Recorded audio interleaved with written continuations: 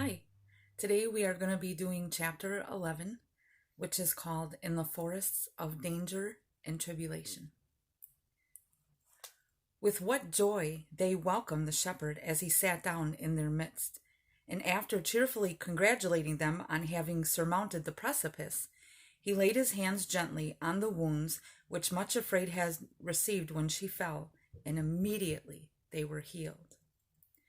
Then he began to speak to them about the way which lay ahead. You now have to go through the forests, which clothe the sides of these mountains almost up to the snow line. The way will be steep, but you will come to resting places here and there. These are the forests of danger and tribulation. And often the pine trees grow so tall and so closely together that the path may seem quite dark. Storms are very frequent here on these slopes. But keep pressing forward, for remember that nothing can do you any real harm while you are following the path of my will. It did seem strange that even after safely surmounting so many difficulties in steep places, including the impassable precipice just below them, Much Afraid should remain so like her name. But it was so. No sooner did the shepherd pronounce the words danger and tribulation than she began to shake and tremble all over again. The forests of danger and tribulation? She repeated with a piteous quaver in her voice. Oh, shepherd, wherever will you lead me next?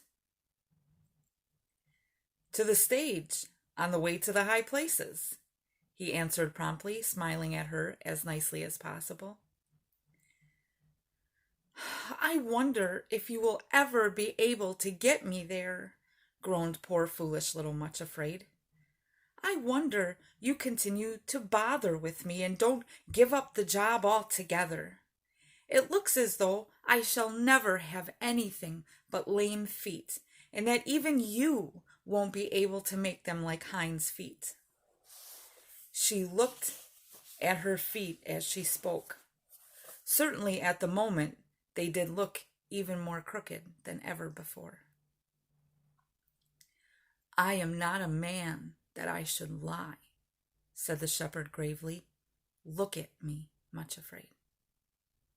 Do you believe that I would deceive you? Have I said, and shall I not do it? Or have I spoken, and shall I not make it good? Much Afraid trembled a little, partly at the tone of his voice, because she was still much afraid by nature and was already trying to picture what the forests of danger and tribulation would look like. That always had a disastrous effect upon her, but she answered penitently, No, I know that you are not a man who should lie to me. I know that you will make good on what you said. Then, said the shepherd, speaking very gently again, I am going to lead you through danger and tribulation, Much Afraid. But you need not be the least bit afraid, for I shall be with you. Even if I lead you through the valley of the shadow itself, you need not fear, for my rod and staff will comfort you. And then he added, Thou shalt not be afraid for the terror by night, nor for the arrow that flies by day, nor for the pestilence that walks in darkness, nor for the destruction that wastes at noonday. Though 1,000 fall at thy side, and 10,000 at thy right hand, it shall not come nigh unto thee. For I will cover thee with my feathers, and under my wings shalt thou trust. Psalm 91, 4-7. The gentleness of his voice as he said those things was indescribable. Then Much Afraid knelt at his feet and built yet another altar and said, Yea, though I walk through the valley of the shadow of death, I will fear no evil, for thou art with me. Then, because she found that even as she spoke her teeth were chattering with fright and her hands had gone quite clammy, she looked up into his face and added, For thou art not a man that thou shouldest lie, nor the Son of Man that thou shouldest repent. Hast thou said, and shalt thou not do it? And hast thou spoken, and shalt thou not make it good? Then the shepherd smiled more comfortingly than ever before, laid both his hands on her head, and said, Be strong, yea, be strong, and fear not.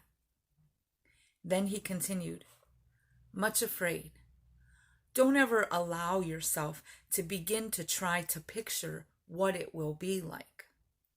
Believe me, when you get to the places which you dread, you will find that they are as different as possible from what you imagined they would be, just as was the case when you were actually ascending the precipice.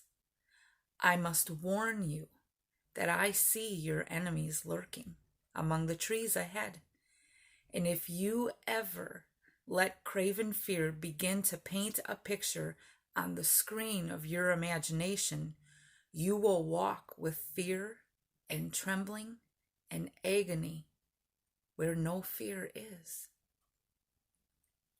When he had said this, he picked up another stone from the place where she was kneeling and gave it to her to put with the other memorial stones.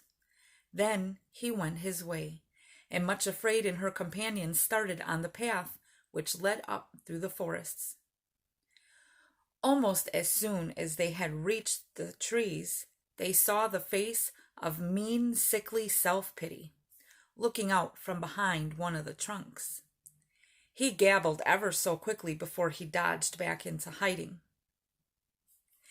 I say, Much Afraid, this really is a bit too thick. I mean, whatever will he do next?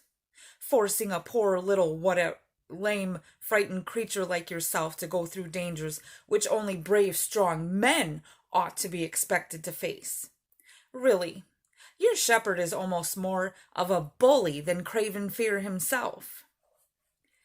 Hardly had he stopped before Resentment put his head out and said crossly, There's absolutely no reason for it either, because there's another perfectly good path which skirts the forest altogether and brings you right up to the snow line without getting anywhere near these unnecessary dangers.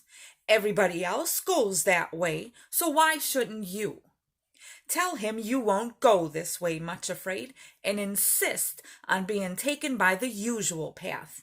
This way is for martyrs only, and you, my dear, don't fit the picture at all. And then Craven Fear leered at her for a moment and said contemptuously, So, you think you're going to become a little heroine, don't you, and go singing through the forest of danger? What will you bet, Much Afraid, you won't end up shrieking and screaming like a little maniac, maimed for the rest of your life? Bitterness was next to speak, and sneered from behind another tree. He would do this.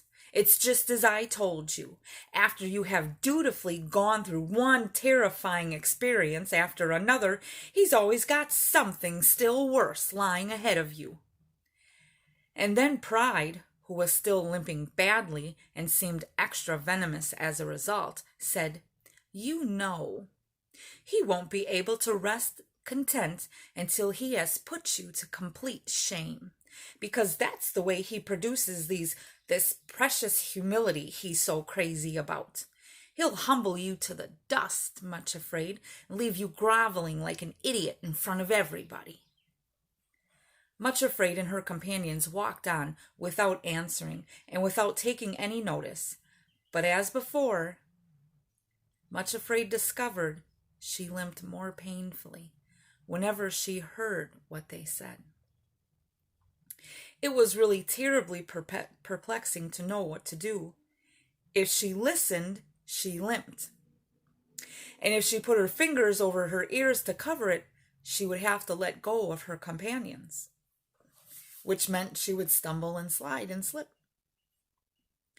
So they stopped for a moment or two and discussed the matter, and then, Suffering opened the little first aid kit that was hanging at her girdle, took out some cotton, and firmly plugged the ears of Much Afraid.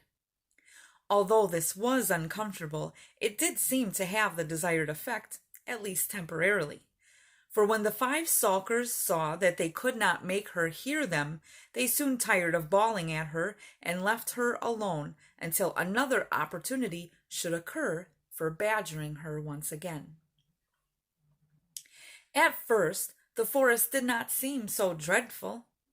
Perhaps it was that up there on the mountains the air was so fresh and strong that it made those who breathed it fresh and strong too. Also, the sun was still shining, and Much Afraid began to feel a sensation which was completely new to her. A thrill of excitement and, incredible as it seemed, almost pleasurable adventure. Here she was, lame Much Afraid, actually walking through the forest of danger and not really minding. This lasted for quite a time, until huge black clouds gradually rolled over the sky and the sun went in. In the distance, thunder rolled, and the woods became dark and very still. Suddenly, a bolt of lightning scorched across the sky, and somewhat ahead of them was a rending crash as a great forest tree fell to the earth. Then another, then another.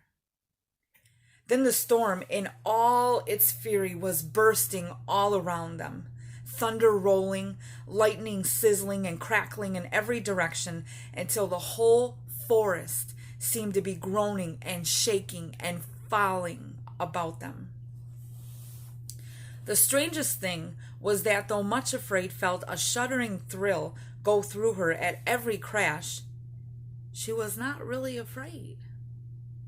That is, she felt neither panic, nor a desire to run, nor even real dread, for she kept repeating to herself, "Though 1,000 shall fall at thy side, 10,000 at thy right hand, it shall not come nigh thee. For I will cover thee with my feathers, and under my wings shalt thou trust." So throughout the whole storm, she was filled with a strange and wonderful peace, such as she had never felt before, and walked between her 2 companions, saying to herself, "I shall not die, but live, and declare the works of the Lord." At last, the storm began to rumble off into the distance. The crashes died down, and there was a quiet lull. The 3 women stopped to wring the water out of their clothes and hair and try to tidy themselves. As they did this, Craven Fear appeared near them again and yelled at the top of his lungs, "I say, Much Afraid, the storm has only gone around the mountain for a short time. Already it is beginning to come back again, and it'll be worse than before. Make a bolt back down the path as quickly as you can. Get away from these dangerous trees before it starts again, or you will be killed. There is just enough time for you to make your good escape." "Look here!" exclaimed Much Afraid, most unexpectedly, water still dripping from her hair and her sodden skirts clinging like wet rags around her legs. "I can't stand that fellow shouting at me any longer. Please help me, both of you." And setting the example, she stooped down, picked up a stone, and flung it straight at Craven Fear. Her 2 companions actually laughed for the very first time and started hurling a whole bunch of stones among the trees where the 5 were lurking. In a moment or two, none of their enemies were visible. Then just ahead of them, through the trees, they saw a log hut which seemed to offer a promise of shelter and protection from the storm, which certainly was again drawing nearer. Hurrying toward the cabin, they found that it stood in a clearing well away from the trees, and when they tried the door latch, to their joy, it opened. They went thankfully inside. With great presence of mind, Suffering immediately closed the door and bolted it behind them, and none too soon. Next minute, their enemies were banging on the door and shouting, "Hey, I say, open the door and let us in. The storm is starting again. You can't be so inhuman as to shut us outside and leave us to our fate." Much Afraid went to the door and shouted through the keyhole the advice they had offered to her. "Make a bolt down the path as quickly as you can and get away from these dangerous trees, or you will be killed. You have just enough time to make your escape before the storm starts again." There was a sound of muttered curses outside, then of hurrying feet fading away into the distance, and it seemed as though that this time the advice was being acted upon. Back rolled the storm, fiercer and more terrible than ever before, but they were safely sheltered in the hut out of range of the crashing trees, and their shelter proved perfectly weatherproof, for not a drop came through the roof. They found in the room a supply of firewood stacked beside a small kitchen range with a kettle and some saucepans on it. While Suffering busied herself lighting the fire, Sorrow held the kettle under the spout outside the window and filled it with rainwater. Much Afraid went to a cupboard on the wall to see if they could yield any treasure. Sure enough, there was crockery on the shelves and a supply of tinned foods, as well as a big tin of unleavened biscuits. So in a very little time, while the storm still furiously raged and rattled outside, there they were, sitting around a crackling fire, warming themselves and drying their sopping garments, while they drank comforting hot cocoa and satisfied their hunger. Though the uproar of the tempest outside was almost deafening, and the hut shuddered and shook in every blast, inside was nothing but peace and thanksgiving and cheerful contentment. Much Afraid found herself thinking with astonished awe that it was really the happiest and most peaceful experience during the whole of her journey up to that time. As they lay down on the mattresses while they discovered piled in another room in the hut, she repeated again to herself very softly, "He has covered me with his feathers, and under his wings do I trust." The storm continued with great violence for 2 or 3 days.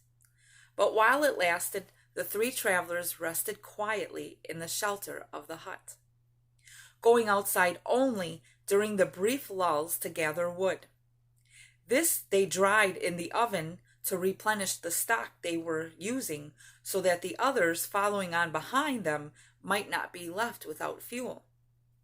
There seemed to be a good store of tinned food and unleavened biscuits, and they supposed that some of the shepherd's servants probably must visit the hut from time to time with a new supply. During those quiet days in the midst of the raging tempest, Much Afraid came to know her 2 companions in a new way, and to also understand more about the mountain dialect in which they spoke. In some strange way, she began to feel that they were becoming her real friends, and not just attendants that the shepherd had assigned and commanded to go with her as guides and helpers. She found, too, that now she was accepting their companionship in this way, she seemed more alive than ever before to beauty and delight in the world around her. It seemed as though her senses had been quickened to some extraordinary way, enabling her to enjoy every little detail of her life, so that though her companions actually were sorrow and suffering, she often felt an almost inexplainable joy and pleasure at the same time. This would happen when she looked at the bright crackling flames in the log fire, or listened to the sound of lashing rain overhead, emphasizing the safety and peace within the hut. Or when she saw through the window the tossing trees waving their arms against a background of scurrying clouds or lightning-rent sky. Or again, very early before daybreak, when she saw the morning star shining serenely through the rift in the clouds, or heard the clear, jubilant noise of a bird during a lull in the storm. All these things seemed to be speaking to her in the mountain dialect, and to her growing astonishment, she found it an incredibly beautiful language, so that sometimes her eyes filled with tears of pure joy, and her heart seemed so full of ecstasy she could hardly bear it. One morning, when the storm was rattling and raging through the forest louder than ever, she noticed Sorrow sitting by the fire, singing quietly to herself. The words, of course, were in the mountain dialect, which Much Afraid was learning to understand. This is the best translation that I can give you, but you'll realize that the original was much more beautiful and full of forest sounds and music. But this is how it went. How lovely and how nimble are thy feet, O prince's daughter! They flash and sparkle and can run more fleet than running water. On all the mountains there is no gazelle, no roe or hind, can overtake thee, nor can leap as well, but lag behind. Why, Sorrow, exclaimed Much Afraid, I didn't know you could sing, or even that you knew any songs. Sorrow answered quietly, Neither did I. But on the way up here through the forest, I found the words and tune just coming to my head like I'm singing them right now. I like it, said Much Afraid. It makes me think of the time when I shall have hinds feet myself. And it is a comforting tune, so nice and springy. It makes me want to jump. She laughed at the thought of her crooked feet being able to jump, and then coaxed, Teach me the song, please do. So Sorrow sang it over and over again, until Much Afraid knew it perfectly, and went about the hut humming it to herself, trying to picture what it would be like to be a gazelle, leaping on the mountains and able to jump from crag to crag, just as the shepherd did. When the day came for her to receive her hinds feet, she would be able to follow him wherever he went. The picture was so lovely, she could hardly wait for it to come true. And that is the end of the chapter. Thank you so much.